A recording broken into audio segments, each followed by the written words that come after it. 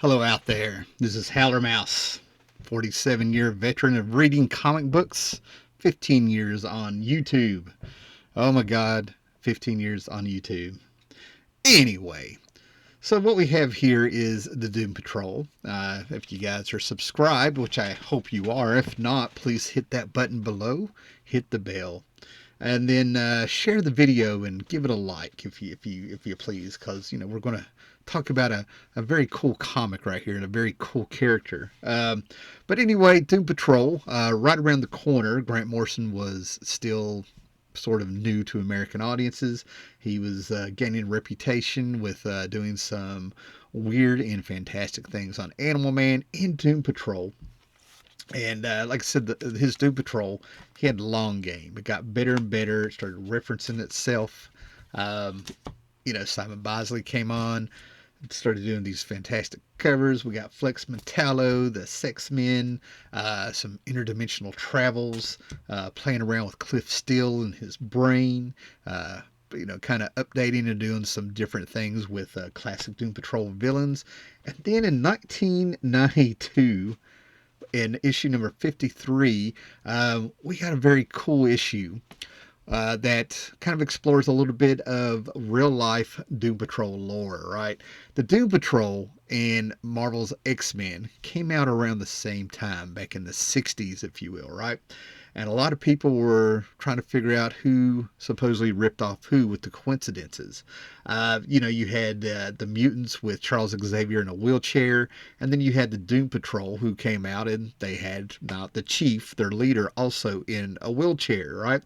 And I never really saw it. I always sort of thought they were kind of like doing a take on the Fantastic Four, because there were four of them.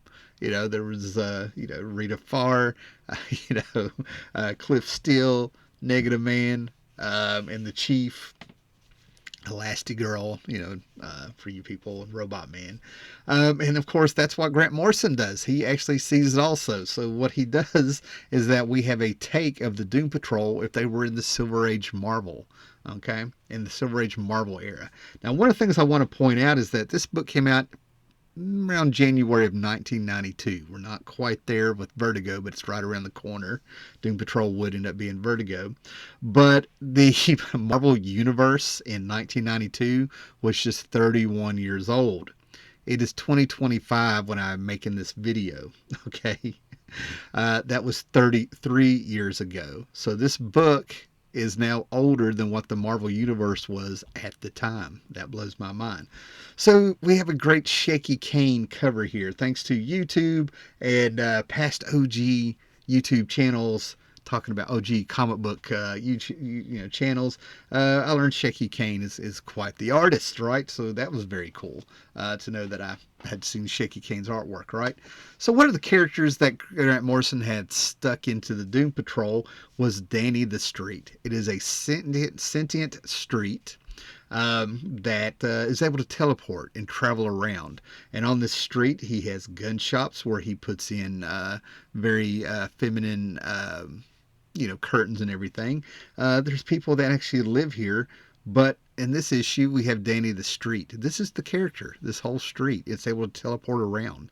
I think he was a member of the Doom Patrol, and I think they used him to get around. It's time for me to do a reread. And in this one, as you start seeing these pink Z's, the smoke coming out of the chimneys that are forming Z's, Danny is sleeping and he is dreaming. And he is dreaming of what would become the Vertigo chain of characters in DC, the mystics and the weird and the adult and doing the strange things. And uh, we get a Jack Kirby inspired, Stan Lee inspired 60s comic with these guys, right? Come with us now to the orbiting headquarters of the Mighty Mystics, the alliteration of Stan Lee there for you guys. The supernatural guardians of Earth. The Hand of Warning is our first stop in a journey into wonderment. And as we travel to the edge of the known universe and the trance-inducing epic, we just had a call, and men shall call him Hero. That's a little take on this man, this monster is what you're going to see, right? And we have the satellite orbiting the Earth with the little little bits and pieces of Jack Kirby's space here. A few little Kirby dots hidden in there and things like that. And of course, this satellite looks like a mystic hand, if you will, right? And then we have John Constantine, better known as Hellblazer. This is him as he's a hero in this one, right? Now, this is not the first time that the John Constantine Hellblazer character, the hero version of this, would pop up, right?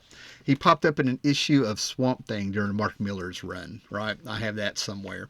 I believe, who drew that at the time? Phil Jimenez, I believe, drew that at the time, right? But when Grant Morrison back in 2015 did Multiplicity, and he gave us 52 Earths, he made an Earth 13 where the John Constantine Hellblazer character, actual Hellblazer, the hero, if you will, lives on Earth 13, where there's 13 hours to a day, 13 months a year, and Super Demon had been rocketed to Earth by Merlin when Camelot blew up, and he's their main hero, and there's Swamp Thing and everything. So he's popped up. And talking to some of my friends a few years ago, I found out that Hellblazer, the superhero, popped up in a book called Justice League Incarnate, I believe, back in 2021. I don't know why I'm remembering that, right? And this is the Phantom Stranger. And what they're announcing is that we need to call all the Mighty Mystics together because there's a great conjunction going on between dimensions. A portal is going to open. And who do we get? We get, this is so funny, Dr. 13, a classic character who would do, I think it was House of Mystery, maybe? House of Mystery, House of Secrets. But he was a backup feature where he drove around America and he would debunk ghosts and stuff, right? And prove that magic wasn't real. Well, he's Dr. 13, the multiple man in this one. And then we have the ever-loving Mr. E doing his great stretch thing, right? Dr. E, the malleable medium, right? And of course, Mr. E was made insane by Neil Gaiman, if you will, right? And of course, we have Hellblazer with the cigarette. But anyway, they go on their big mission because a conjunction is going. They're going to try to find out where this portal is going to open. And they go to Manhattan. It's a person, if you see, right? Okay, because, this is just what there's about. And Dr. 13 busts out, and Dr. 8 is leading, number 8 of 13. He can multiply into 13 people. They're out and about. They're doing their thing. They're doing their superhero thing. And what do we see in Manhattan? We see the Legion of the Strange, right? And this is where we have their take of, it's sort of like there's some X-Men here, feeling like they're in a danger room and everything like that. But we have Negative Man doing his best Human Torch. We have, popping out there. We have who's supposed to be Cliff Steele doing his best thing in his robot body. We have Negative Man acting like Johnny, making fun of Ben, if you are into your Fantastic Four. And right here we come to find out that we're getting a little bit of a, Doctor Doom has a power, guys, going back to the Silver Age. A race of aliens taught him how to put his mind. He was able to switch minds with people in their bodies, if you will, right? And that's kind of what happened here. What we have here is that people don't know. He says, I am not Cliff Steele. I am Norman Caesar, a neglected scientist who has lived too long. In the initials of Niles Calder, the Chief. So he has taken over the body of Robot Man, and he's making them think he's Cliff Steele. And as he's training with him, and he gets a little rough with him, he's talking about how he could just pop him. He just squish him right there, right? So what is going to happen? Is he going to be the monster? And of course, Rita comes in, but she has a different name in this for some reason. Her Cade Chalice as the Lasty woman. Anyway, so she breaks them up, and we get that feel of the Thing and Johnny Quest back in the day, going at each other and stuff, right? And then and in his comfy chair comes the Chief to call them together and say that we have a cosmic problem going on. There's a couple things going on. Not only have I been warned by Dr. 8 that there's going to be a conjunction and a doorway open to another dimension, but there's a building in Manhattan we have to go to. It's been transformed. You don't know what he's talking about until you see it. But then all of a sudden we see the dimension, and we have the living guru here, right? Hip-hop bishop of beat, the cool gone daddy-o of the diva dimensions, currently serving as herald and advisor to Dread Celestius. Now take this in, man. We have the collage of Jack Kirby here that he used to do, a little ode to Jack Kirby with this page. And of course we have the 60s aesthetic here, and of course it's getting turned up to 10 by Grant Morrison. And we have a character that reminds me of Blastar meets Annihilus meets Galactus, of course, right? And he is Celestius, the man god. He is going to bust through. His power is all complete. He is going to go through that door. He's going to take over Earth. And he sits here and he talks. When you actually read your comics and take your time and really check out the art, he goes, "My only crime," he's a prisoner of this dimension, "my only crime was the crime of creation, the alter Earth on the far side of the sun. And for this, I am so cruelly punished." Reminds me of Counter Earth from the Fantastic Four that the High Evolutionary made. Okay, there was a Counter Earth in the Marvel books, right? Surrounded by the incalculable vast bodies of dead gods who have hurled themselves vainly against the Wonder Wall, which is a huge 60s reference. 60 and George Harrison Beatles reference, if you will, right? I think Wonderwall came out in 1970. George Harrison, is that how? Yeah, George Harrison's album. But anyway, if you look at these figures, you have one that looks very much like Darkseid in silhouette, and we have Galactus, allegedly, with his broken antler, whatever. Come on. Yeah. So yeah, that was a little nod stuff. I mean, this is exactly what it is. Just having some fun here, right? So we have a building that went hoo-ha. Sounds like bad news for the heroes. Speaking of which, let's return to Earth for a moment. Every unfilled closet, every unused drawer, every empty space has escaped, rebelled, and combined to form a new superdimensional configuration of hyper geometrical spaces. Basically, this building, in the Baxter building, actually was shot into space in the Silver Age. And that's kind of what they're giving a note to, because this is now the portal. This is the portal, right? That for the dimension that Celestius is going to come. And of course we have our evil robot man still sitting there waiting for his moment to strike. And all of a sudden, out of the dark comes a little girl, and she's blind, and she runs up and he hugs him, right? This is reminiscent of the Silver Surfer when he ran into Alicia Masters. Now, if I remember the Silver Surfer correctly, guys, this also is kind of like the Grinch, if you will, the Grinch when he got a heart. And this is reminiscent of a little bit of the Tin Man, I think, in Wonder the Oz, where the Tin Man, the robot, got a heart, right? But anyway, I digress.